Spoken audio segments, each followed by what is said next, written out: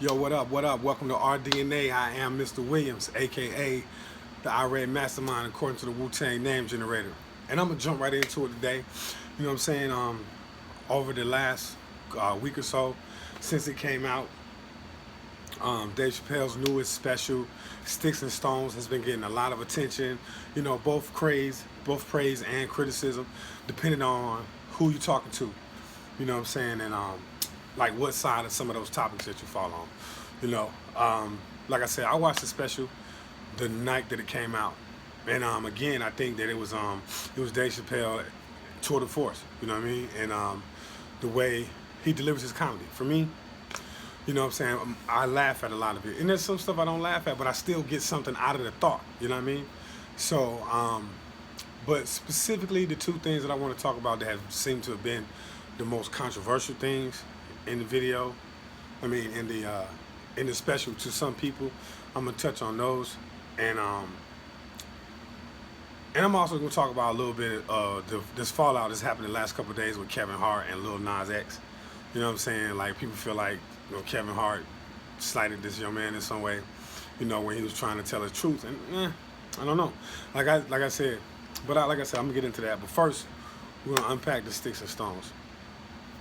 So of course, everybody knows, if you watch Dave Chappelle, you know that this cat does some over-the-top trans jokes, and just LGBTQ community jokes, period. You know, but myself personally, I kind of feel like you got to be able to laugh at yourself. You know what I'm saying?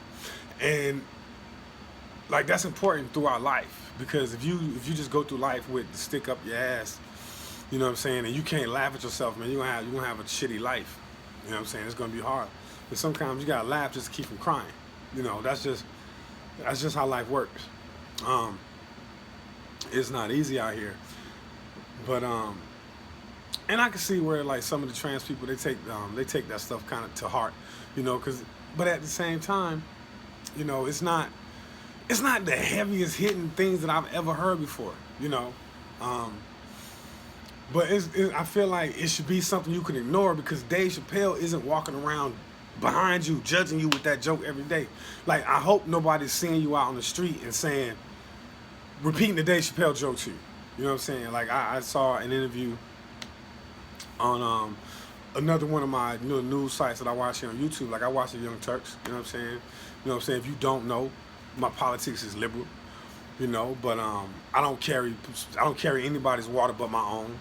You know, I have my own mind, my own thoughts about most of the things that I talk about. You know, and I'm not necessarily carrying anybody else's water with my opinions outside of my own, like I said. But you know, and the trans lady was saying that, you know, she felt bad for Dave Chappelle because he's still telling these tired old trans jokes. Well, if they tired and, you know, if they're just tired and loathsome, then don't worry about it. That he'll fizzle out on his own if that's the case. But I don't really think that that's the case.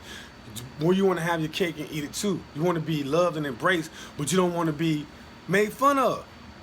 Like, if you come from the first place you learn how to take a joke is at home. You know, and I understand, like, some of the trauma that might come with, you know, like, trying to find your true self and, you know, be open about who you are to your parents and your family, you know, especially the people that you love, you know, and the people that you want to love you, no matter who or what, you know what I'm saying, you are. You know, so I understand all of that. But at the same time, with somebody like what Dave Chappelle has said plenty of times about celebrity and their opinions, like, you got to take that with a grain of salt.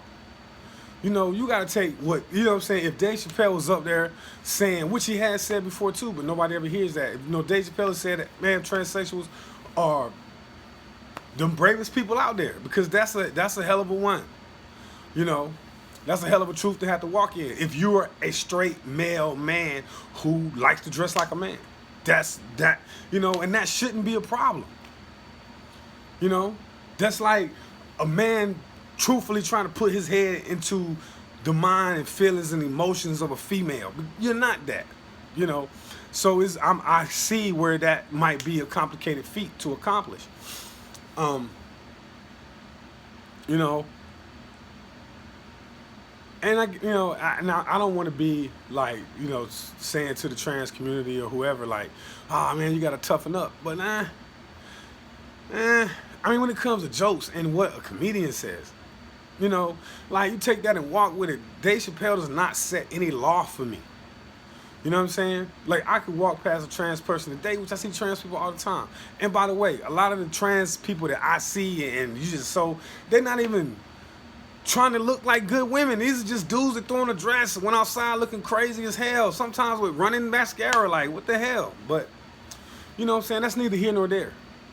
But I don't take anything that Dave Chappelle or anybody else says about any particular group, and I don't take it out there and apply it to the rest of my life, to how I go about my day. I just don't. I want to see everybody living in their truth, as long as it doesn't impede somebody else. So, you know what I'm saying? Like I said, I can understand being offended, but at the same time,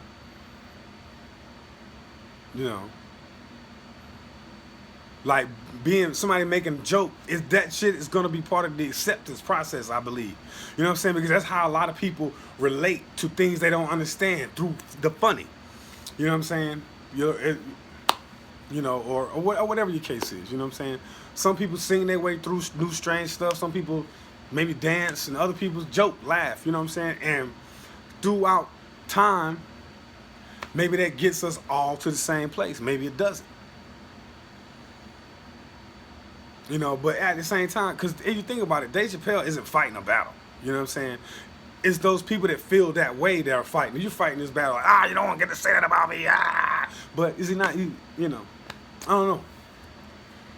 But, and I think the other part was where he said about the two Michael Jackson accusers, Safe Chuck and Robeson. And I agree with Dave, man. I don't believe these motherfuckers. And there's a lot of people that feel that way. You know what I'm saying? You go put up that HBO lets them run this one-sided documentary, and then damn near everybody that put it out there didn't even stand behind it once some actual pushback came. You know what I'm saying? So, I mean, hey, we gotta be a little bit more critical in our thinking. And I think that's all Dave Chappelle was saying. And he said, like I said, he said it before. You should not be out here giving a fuck about what a celebrity said. You know what I'm saying? Fuck what a celebrity said. That shit shouldn't have no bearing on your life. But I know a lot of y'all is gonna go out there and, females gonna go put on the next lipstick that one of your favorite female celebrities is sponsoring. Or some shit like that. Or if you a dude, you're gonna go get the new shoe that LeBron got coming out. That's people. I understand that's what you do. But nobody should be knocked for that. Everybody has their own trajectory. Everybody has their things that they follow. Myself personally, I'm into individualism. You know what I'm saying? Like, I want to be me. I don't want to walk your walk. I don't want to talk your talk. Because, like I said, I'm the type of person that when new slang comes out, they start cray, for instance. I never used that shit. Because my entire life, crazy was just fine. So, I don't, ratchet. Now, I admit, ratchet is I think that's a cool ass word for what they use it for.